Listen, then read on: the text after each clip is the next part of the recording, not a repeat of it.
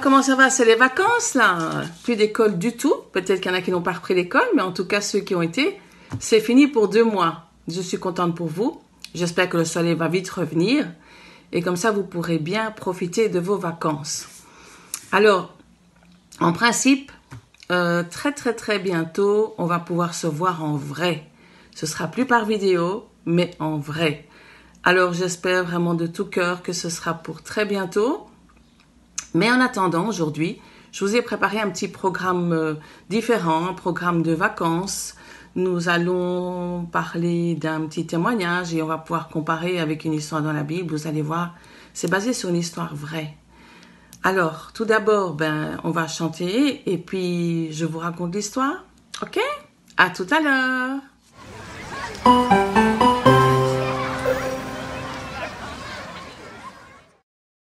Coucou les enfants, est-ce que vous savez que Jésus vous aime? Il vous aime grand comme ça. Alors chantez cette chanson avec moi. On y va. Jésus aime les petits enfants comme moi. Jésus aime les petits enfants comme moi. Petits comme moi, Jésus les reçoit. Jésus aime les petits enfants comme moi. Jésus aime les petits enfants comme toi. Jésus aime les petits enfants comme toi. Petits comme toi, Jésus les reçoit. Jésus aime les petits enfants comme toi. Jésus aime les petits enfants comme nous. Jésus aime les petits enfants comme nous. Petits comme nous, Jésus les reçoit. Jésus aime les petits enfants comme nous. Aïe aïe aïe, hélas c'est déjà fini. J'espère que vous avez aimé cette chanson. Et je vous donne rendez-vous à la prochaine.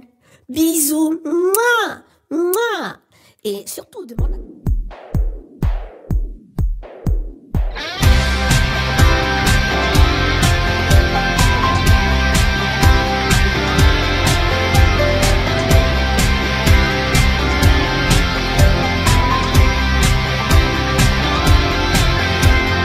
Si j'étais un papillon, avec mes ailes je louerais ton nom. Et si j'étais un oiseau migrateur, je chanterais ta gloire, Seigneur. Et si j'étais un joli poisson, je frétillerais pour dire que tu es bon. Mais je veux te louer parce que tu m'as fait moi. Tu m'as donné un cœur, le bonheur et la joie. Tu m'as donné Jésus et il vit en moi. Oh, je veux te louer parce que tu m'as fait moi.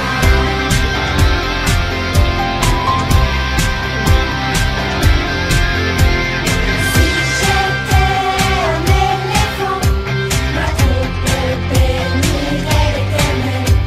Et si j'étais un kangourou, je sauterais jusqu'au ciel. Et si j'étais un ouistiti, je serais content d'être aussi joli. Mais je veux te louer parce que tu m'as fait moi. Tu m'as donné un cœur, le bonheur et la joie. Tu m'as donné Jésus et il vit en moi. Oh, je veux te louer parce que tu m'as fait moi.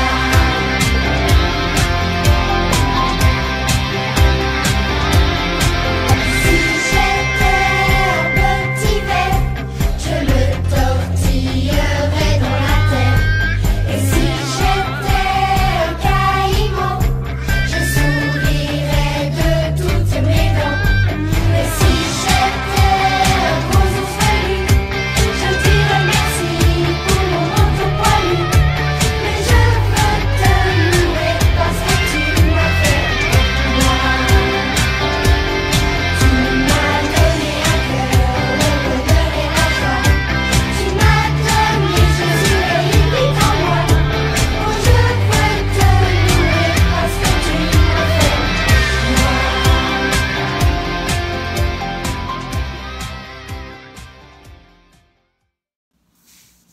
Voilà. Alors, la partie chant terminée.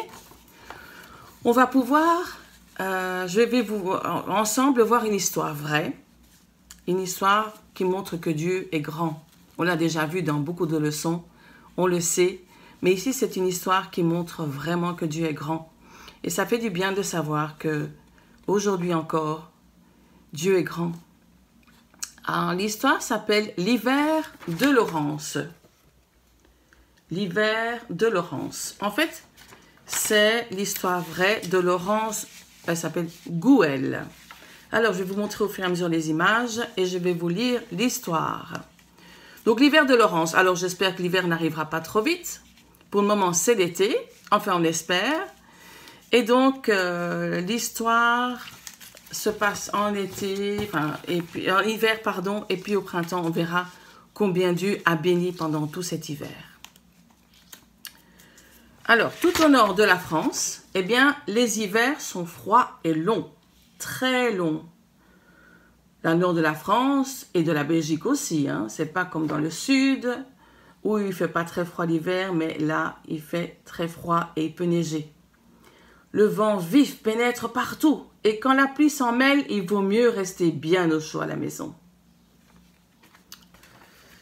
Alors, c'est ce que Laurence fait aujourd'hui. Vous voyez Laurence? Assise sur le tapis du salon, elle regarde les gouttes de pluie qui font un joli vacarme sur les vitres. Elle a terminé ses devoirs de classe, ce qui n'est pas rien quand on a 12 ans. Ah oui, j'imagine, hein? Il y a beaucoup de devoirs quand vous avez 12 ans. Elle se sent si bien contre le canapé, bercée par le doux ronronnement du poêle qui chauffe courageusement toute la maison. Le poêle, c'est ce qui chauffe. Hein. Dans le temps, on n'avait pas de chaudière et on mettait des poêles dans chaque pièce ou un poêle par maison et il chauffait toute la maison. Elle commence à somnoler, elle s'endort tout doucement. Soudain, la porte d'entrée s'ouvre brusquement. Ah, c'est fini la tranquillité. Et pourquoi donc? Alors, vous allez voir. Voilà ces deux petites sœurs qui rentrent de l'école. Elles jettent leur cartable par terre, secouent les gouttes de pluie accrochées à leurs cheveux et se précipitent dans la cuisine. C'est à celle qui donnera la première un gros bisou sur la joue rebondie du petit frère. Assis dans sa chaise haute, le petit garçon mange consciencieusement le goûter que maman lui donne. Quand il voit ses sœurs,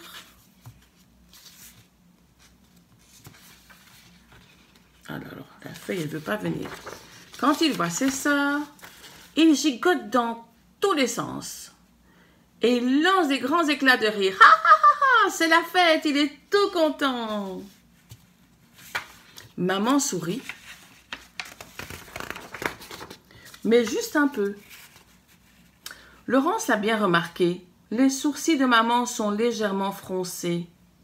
Même si elle essaye de le cacher, Laurence sait bien que maman est inquiète. Oui, maman est seule avec ses enfants. Elle a remarqué aussi que depuis quelque temps, on ne mange plus de viande tous les jours, plus question d'acheter des friandises. Pas de doute, il n'y a plus assez d'argent à la maison. Pourtant, papa travaille à l'usine et rapporte son salaire, mais la famille est grande. Donc maman est seule avec ses enfants toute la journée parce que papa travaille à l'usine. Et c'est très dur de travailler à l'usine. Et voilà, c'est pas toujours facile. Comme d'habitude, dès que le soir est venu, maman rassemble les enfants autour de la table de la cuisine pour prier. Tout le monde baisse la tête et ferme les yeux. De sa voix douce et ferme, maman remercie le Seigneur pour tout ce qu'il leur a donné dans la journée.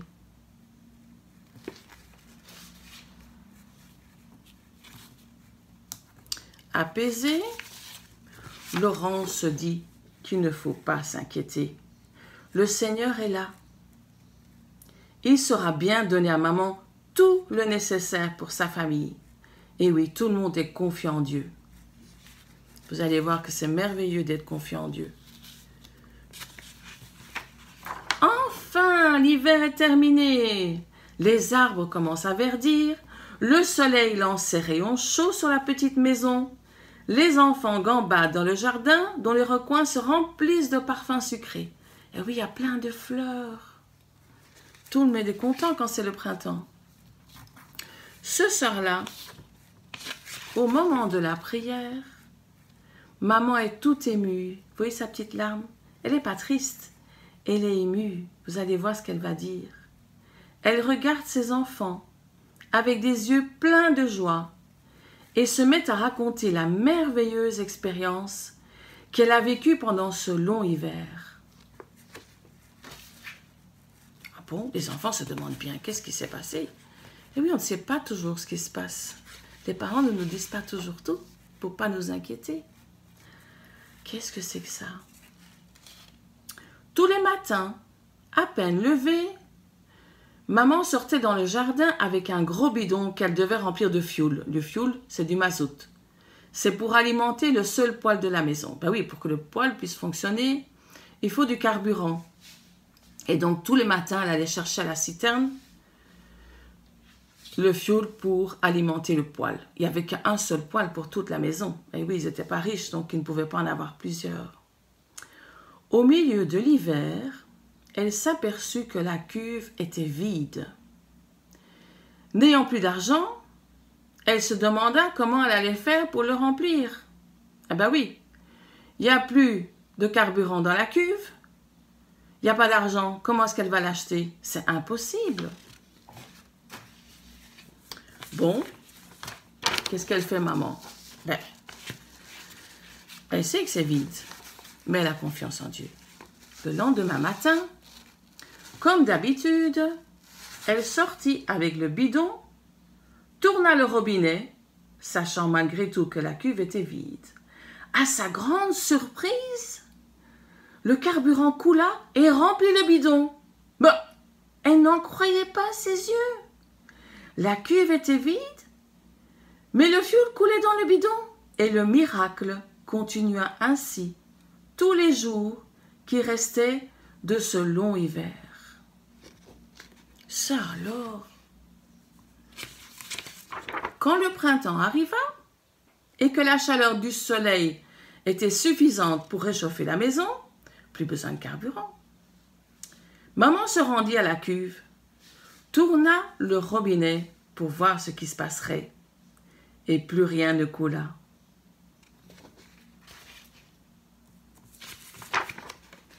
Les enfants, dit maman, nous avons été témoins de la bonté de Dieu durant la moitié de cet hiver. Remercions tous ensemble le Seigneur pour sa fidélité et sa grandeur. Nous avons eu la preuve qu'il ne laisse pas les siens dans le besoin. N'est-il pas écrit « Quand tu seras dans le malheur, fais appel à moi, je te sauverai et tu chanteras ma gloire. » Je répète, quand tu seras dans le malheur ou dans le besoin, fais appel à moi, je te sauverai et tu chanteras ma gloire. Ça se trouve dans Psaume 50, verset 15. C'est pas une histoire merveilleuse? Vous voyez que la famille de Laurence a été bénie. Comment est-ce possible qu'une cuve qui est vide, eh bien tous les jours, elle pouvait remplir son réservoir pour chauffer la maison? Imaginez que votre bouteille d'eau est vide, vous avez beau verser, mais elle restera vide. Mais là, Dieu a béni. C'est un miracle. Tous les jours se produisit le miracle. Et à la fin de l'hiver, quand il n'y avait plus besoin de chauffage, la maman a raconté la bénédiction de Dieu, le miracle de Dieu à toute sa famille. Ils étaient vraiment bénis. Dieu bénit ses enfants quand ils lui font confiance. Ça vous rappelle rien, une histoire dans la Bible avec Élie? Je vais vous lire une partie de l'histoire où aussi une personne a été bénie comme ça pendant très longtemps parce qu'elle a obéi à Dieu. Ça se trouve dans 1 Roi, chapitre 17. On va dire à partir du verset 8. Donc Dieu avait donné à manger à Élie, les corbeaux lui donnaient à manger, il y avait de l'eau au torrent. Et là, le torrent devenait sec et la pluie s'est arrêtée de tomber. Alors le Seigneur, 1 Roi, chapitre 17, verset 8, adressa sa parole à Élie et lui dit « Va, dans le pays de Sarepta, près de Sidon. Tu habiteras là-bas. J'ai commandé à une veuve de cette ville de te donner à manger. » Élie part donc pour Sarepta. Quand il arriva à l'entrée de la ville, il voit une veuve qui ramasse du bois. Il l'appelle et lui dit « S'il te plaît, va me chercher un peu d'eau à boire. » La femme part en chercher, mais Élie la rappelle et lui dit « S'il te plaît, apporte-moi aussi un morceau de pain. » La femme lui dit « Par ton Dieu, le Seigneur vivant, je le jure, je n'ai plus de pain. J'ai seulement une petite poignée de farine dans un bol et un peu d'huile dans un pot. Je suis venue ramasser deux morceaux de bois, puis je vais rentrer à la maison et préparer ce qui reste pour mon fils et pour moi. Nous mangerons, ensuite nous mourrons. » Ah oui, il ne lui restait plus rien à manger. Élie répond à la femme « N'aie pas peur, rentre chez toi et fais ce que tu as dit. Seulement avec ce qui te reste, prépare-toi d'abord une petite galette et tu me l'apporteras. Ensuite, tu en prépareras une autre pour ton fils et pour toi. En effet, voici ce que dit le Seigneur, Dieu d'Israël. » Écoutez bien. Dans le bol, la farine ne manquera pas. Dans le pot, l'huile ne diminuera pas jusqu'au jour où moi, le Seigneur, je ferai tomber la pluie sur la terre. La femme, elle va obéir. Elle va faire ce qu'Élie lui demande. Et ils ont eu à manger pendant longtemps. Elle, son fils et Élie. Dans le bol, comme Dieu l'a promis. La farine ne manquait pas. Dans le pot, l'huile n'a jamais diminué, comme le Seigneur l'a dit par la bouche d'Élie. Vous avez vu? La femme, elle aurait pu dire « Oh non !» Eh bien, si elle a obéi à Dieu, elle a obéi à ce qu'Élie lui a demandé de faire, ce que Dieu lui a demandé de faire au travers d'Élie, et grâce à ça, elle a eu à manger pendant longtemps. Vous voyez combien Dieu est fidèle quand on lui fait confiance? Il ne faut pas faire grand-chose, juste lui faire confiance. Alors, voilà, je vous invite maintenant à prier ensemble. Il se peut que vous ayez un souci, que votre famille n'a plus de sous, parce que c'est vrai qu'avec le virus, beaucoup de personnes ont perdu leur travail, ont eu moins de travail, et donc ça peut arriver qu'on n'ait pas assez, ça peut arriver qu'on ait des soucis. Faites confiance à Dieu, remettez vos soucis, tous vos problèmes dans les mains de Dieu, et il vous bénira bien au-delà de ce que vous pouvez espérer. On prie ensemble? Seigneur, je te remercie pour cette histoire de Laurence et l'histoire de la veuve et Élie dans la Bible, Seigneur, qui nous montre combien on doit te faire confiance et combien tu es le Dieu des miracles et tu pourvois à nos besoins bien au-delà de ce qu'on peut demander et espérer, Seigneur. Tu nous bénis énormément, Seigneur, et comment te remercier pour tout ce que tu nous donnes après jour, jour après jour. Aide-nous vraiment à te faire confiance et à remettre tous nos soucis entre tes mains, parce que toi, tu as la solution, Seigneur. Bénis chaque enfant, chaque personne qui entendra ce message et qui nous rappellera combien nous devons te faire confiance. Merci, Seigneur, de bénir chaque enfant, chaque personne, et que vraiment, très bientôt, nous puissions nous revoir ensemble à l'église et partager ta parole ensemble.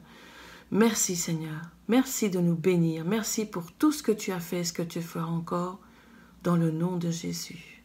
Amen. Amen. À très bientôt, j'espère. Gros bisous à tous.